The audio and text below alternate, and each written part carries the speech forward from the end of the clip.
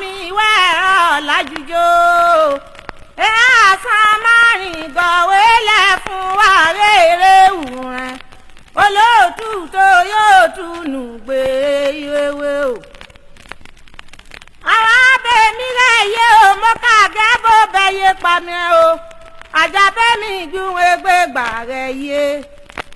Àwọn èrè ọ̀nà tí mo jàgbẹ́gbà ṣogun méjà àgbẹ̀hùn. Àgbọ̀rùn tó ọ̀nà tí mo bá jàgìn.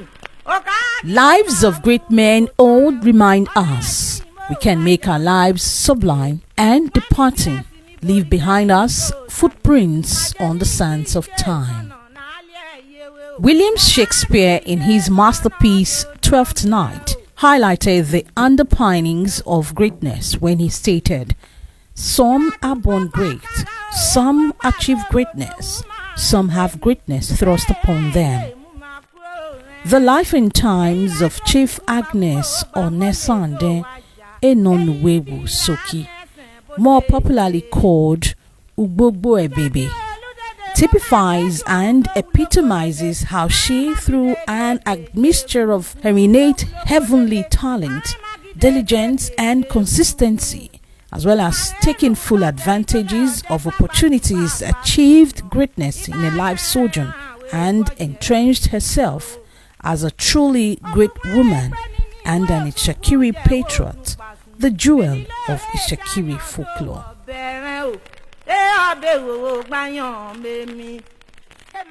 Born on the 25th day of January 1930 at Opuama to the family of Solomon Soki of Ajakurama and Enonwewu of Obunterareda, both of Warri North Local Government Area of Delta State, Nigeria. Not long after her birth, she lost her father. The responsibility of her upbringing fell squarely on her mother, Madam Yomiri Enonwewu Dudu. The responsibility that was complemented by her grandmother, Ekpedure Enonwewu Dudu, ne Numa, and her uncle, Pa C.E. Dudu, who until his death in 2014 was the patriarch of the Dudu family. Late Chief Ebebe got married in 1951 to Mr. Moses Chomini. Their union was blessed with 3 lovely children, Omawumi, Ogbareno, and Bose. Unfortunately, all her children predeceased her as they died at various times during her lifetime. She, however, continued to show immense love for her grandchildren, family, relatives, and friends, emphasizing her love for her children, grandchildren, family, and people around her. One of her grandchildren, Amaju Tinya Ojo Sagi, gave a vivid but succinct description of this Ishakiri legend. I grew up knowing Mama as a generous person, a kind-hearted soul, a lover of people. She had this endearing nature. Mama was pleasant to be with. She could go out of her way to make sure people are very comfortable. She was very, very accommodating too. How could I even forget? Mama was prayerful, very prayerful. She was an instiller of good principles. Another remarkable attribute of Ebebe was the depth of her submissiveness as a wife, not just to her husband, but to all members of his family. She was known to refer to her husband's relatives as Oluwami, which means my lord. This respect she extended even to her husband's relatives, who were far younger than her in age. Sir Eget Omonukari summed up this attribute. Usually she will address me, Oluwami, which means my lord. And why did she do that? She usually do that because I am the grandnephew of her husband. And any member of that family, of the Shomini family, that she sees, male or female, she usually addressed them as my lord or Luami. Very dutiful wife and very hardworking, very friendly and very warming in dealing with everybody, especially members of the Shomini family.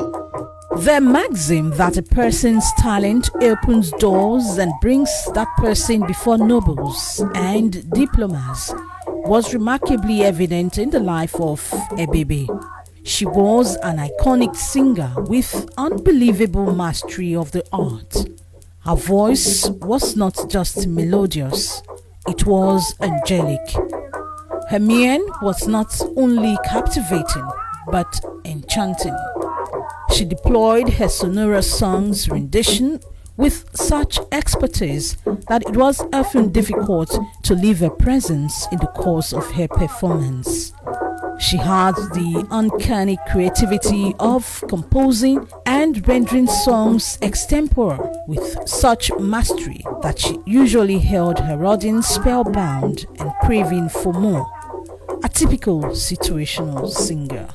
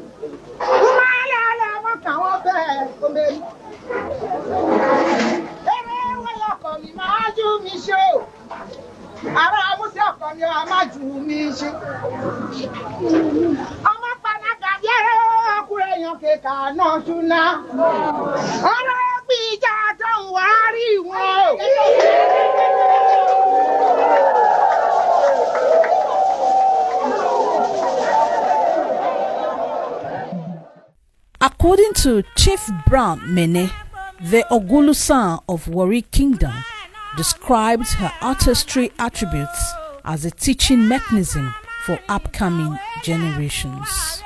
She had contributed immensely and left a lot that could still be used to teach people, especially successive generations, because she was very highly talented in her chosen field of music. She could compose, and her songs were very incisive commentary on whatever she chose to focus on, whether on the ills of the nation or the things we ought to do to solve them, or to eulogize whoever she thought had done well. Most of the time, she composed these songs and related them. So she was really highly talented. And what she had produced can still be used to teach many people.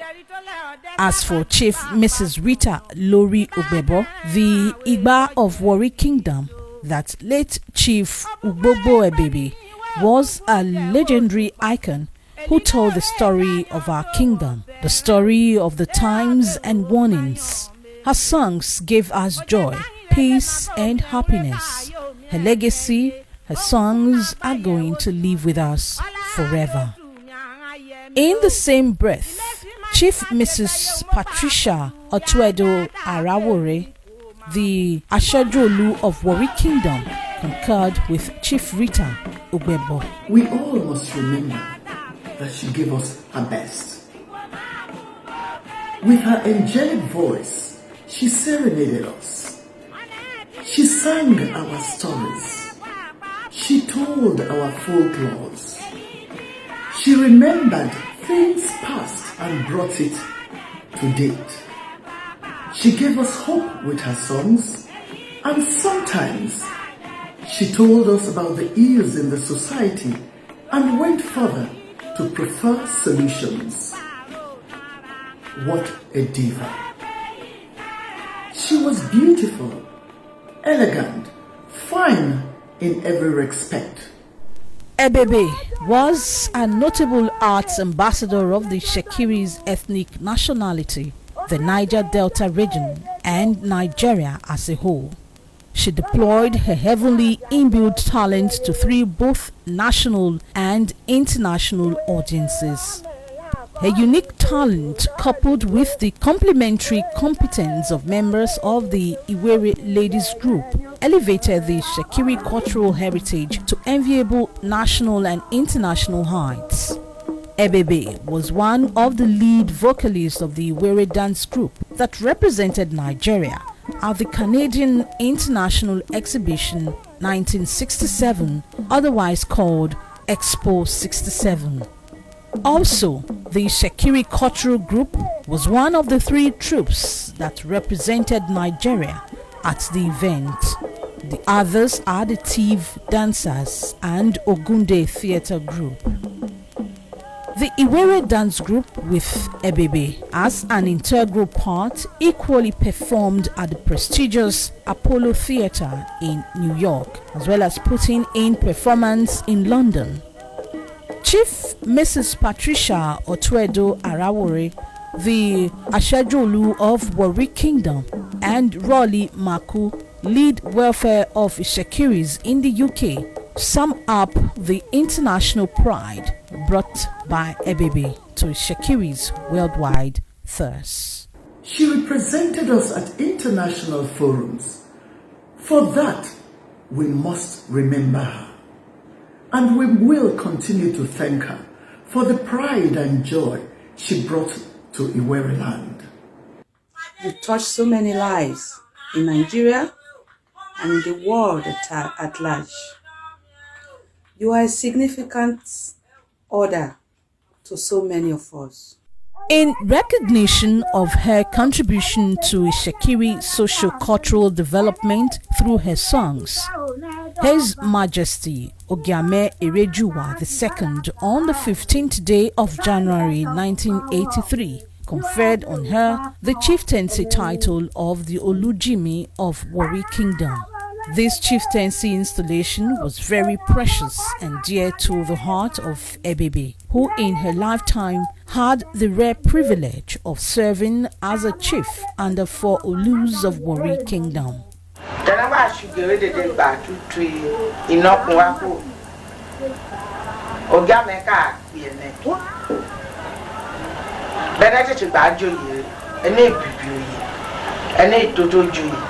Ene no to tabaju oga meka gigegin ayenu e to se tene se gbehun nira to bo ogun tene te jagbehun o ma wa le gba mu chenu iro ma ra le gba mu chenu atene no re ni mi ko ene ka tu gbeta tere on gbagin den wa gboyi chief officer dudu ohun game negbe mi aka be mi usoro agwa kometa memi mi ka ma ni je mo kaka sa mo ga bi o chief dudu wo ma ton bi ko baba gbo eri mi kula ya ma se o ka bi de ma de o ga ye ti mo se gbi Shekiri òun á fẹ́ sangbẹ́ mi òbí tẹ́ràn dé máa kọ̀ọ̀kọ̀ ọlájì ká fún aṣojú rere gbàgbà pọ̀ òbí dẹ́ni àgbo yìí màá gbé máa gbà bàbá àìpé mo kàdà àrùn jùbọ̀ mo kà bíra mi dédé rẹ̀ bíra mi dédé ká mẹ́dọ̀gbẹ́ dídé mi forí jẹ́ òun ṣe tí bàbá gbà mú yìí gbà mú bẹ́lẹ̀. Another glorious trait of this music maestro was her commitment towards the development of her maternal community, Obonte-Gareda, which played a pivotal role in her upbringing. We were all at Obonte-Gareda to welcome the Olu. When the Olu arrived, we read a welcome address. We presented him with a welcome address. In it, we mentioned the creek leading to our village. And when the Olu said he has seen the creek, it was very, very narrow. But Ugbogbo-Ebebe insisted and pleaded with the Olu that he should trek down to the mainstream and see things for himself, not just from the air, because the Olu came with a helicopter to the village. The Olu obliged and trekked with all of us. We all trekked to the stream to see how shallow that place really was, and the Olu was satisfied that he saw this thing himself physically. Eventually, the creek was dredged.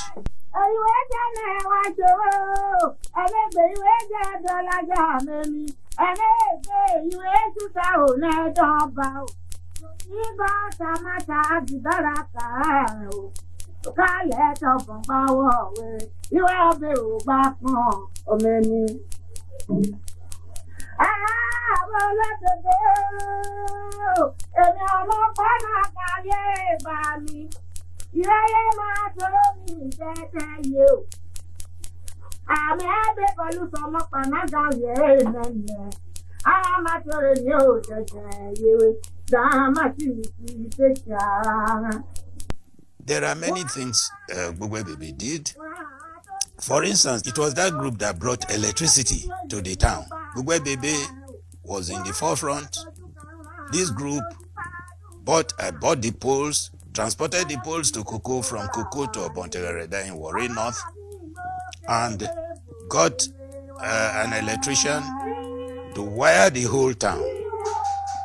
Ugbogbo-Ebebe, the iconic minstrel of exceptional dimension, whose prolific rendition with soft, silky but shrill voice is remarkably compelling, has records that are yet to be waxed. There are 1, 2, or 3 I am yet to release to the public as I'm speaking. You mean you still have those tapes with you? Very well. Those recordings with you? Yeah, those tape, the reel tape. You know, that's what we use in the past. The reel is there. I have it. Abidi and Alala Ugbogbo-Ebebe. So where have they not been produced as music since then? Yeah, actually it's been produced as a music, but I've not released it. Finance. And I think that is the major problem.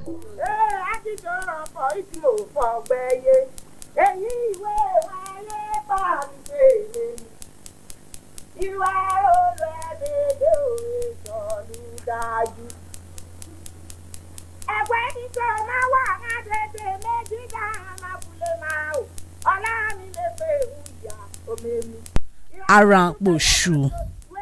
Yours was truly an impactful and legendary life. You came loaded with heavenly grace.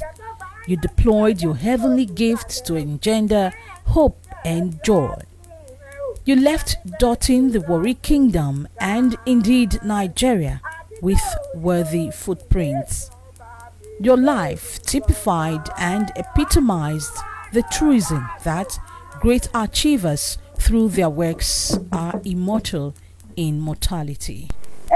yo awara ni kuda wa oje fẹfẹ ajẹnẹ náà bàjẹ́ dédédé wa ń oje fẹfẹ ìwé. Yo awara ni kuda.